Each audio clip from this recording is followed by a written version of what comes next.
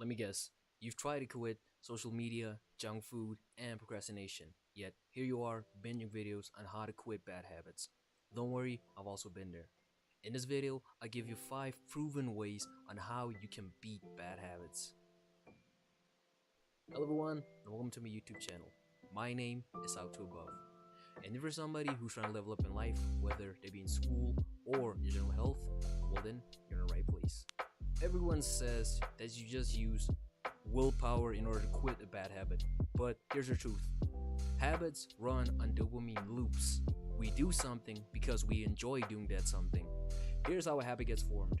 You do something, and then you are either rewarded or punished for doing that thing. If you are rewarded, then you do more of it. If you're punished, then you stop doing it completely.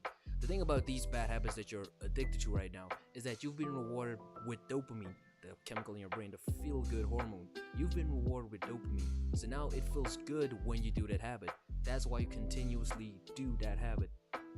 So you just trying to willpower your way through quitting that habit, it's obviously not going to work out in your favor, because now you're going against what your brain has been programmed to do.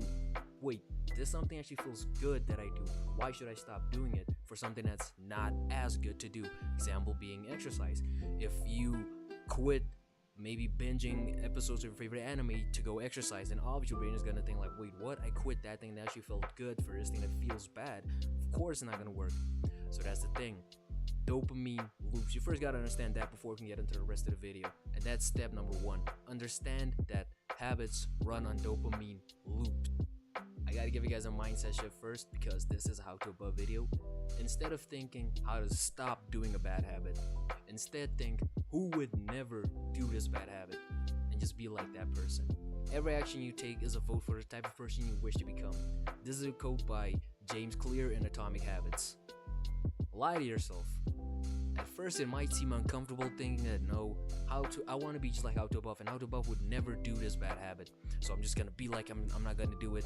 Then something in your brain might tell you that, wait, this is kind of not being me, it's me following in somebody else's footsteps, like this is me, like I'm not even myself, I'm being that person. But the thing is, you're not being that person, you just aspire to be like that person, that's it. That person that has qualities that you wish to emulate, like they're not addicted to this substance, you want to be just like them. What do they do? So then you do what they do, so that you can get rid of your addiction towards this substance. Of course, this might seem counterintuitive to know, follow your own passion, be your own unique self. It might seem counterintuitive to that, but sometimes we gotta get rid of our egos and just think that no, that person has what I really want. I really want to be just like that. So how do I achieve that? Well, that person has achieved it, let me just do what he's doing. That's the simplest way to achieve any goal that you have. Look at somebody who has already achieved it, then just copy them. Now this is how you also quit bad habits. Somebody who has done what you've done before, who has quit this substance or this habit, just look at what they're doing and then copy it. Simple as that. The punishment system hack. Why I told you guys you had to understand first why we do habits repeatedly is because of this thing. When you do something, yet you get a negative reward for it, then you stop doing that something. This is where the punishment system comes into play. Next time you indulge in something that you shouldn't, or you do a habit that you know you should not do, then give yourself like a punishment for that thing. Of course, don't be brutal on yourself. Don't do anything that will be like long-term damaging. Just something that you can, like, you feel this thing right now, like, okay, nah, I accidentally played video games again for 2 hours, so now I'm gonna take $10 out of my pocket and go give it to somebody. Just randomly, just give away those hard-earned money.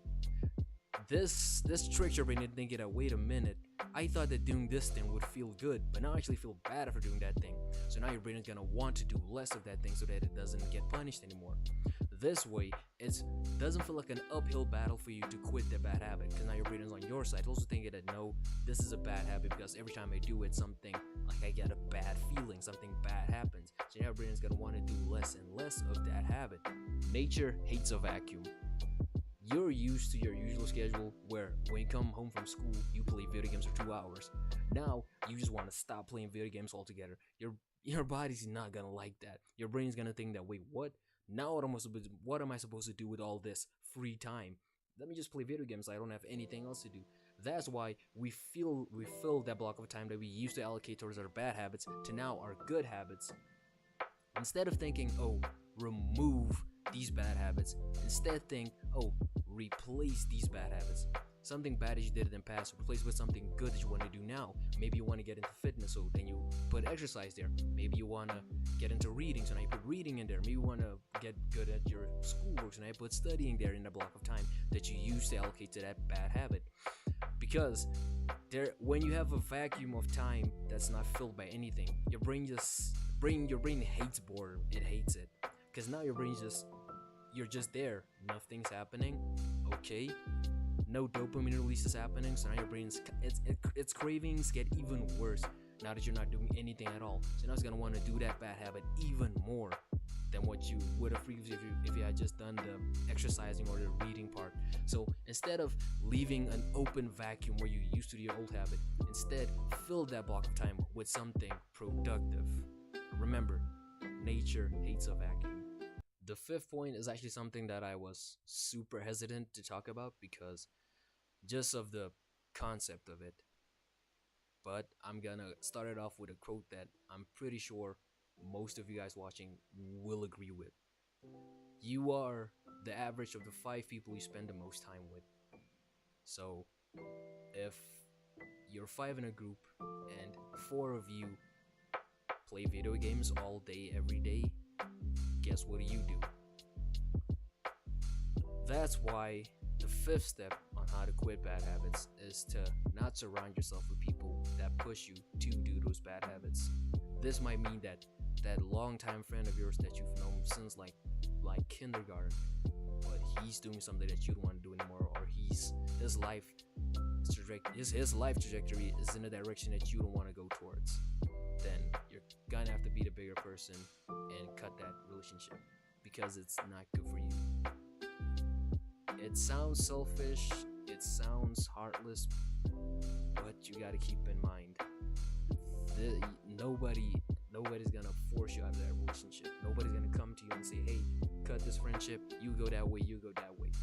You're gonna have to be the responsible one. You're gonna have to go to your friend and honestly just tell them, hey, I still love you and everything, so I'm my best friend, but unfortunately the things that you do and the things that I want to do are 2 very different things and require 2 very different people. I don't like the version of me I see when I'm with you, so I think that we should just go our separate ways. And if you're a good friend, they'll understand and be like, oh damn, really? I get it, continue leveling up. If they're a bad friend, they might make you feel bad about you wanting to improve your life. Imagine a friend that makes you feel bad because you want to do something good in your life. Then they were never a friend to begin with. So that's the 5th step of how to quit bad habits. Surround yourself with people that help you to quit those bad habits instead of those that enforce those old habits on you. Thanks so much for sticking to the video. If you found the content at all educational, do leave a like on the video, subscribe, and maybe even leave a comment. And remember, it always seems impossible until it's done.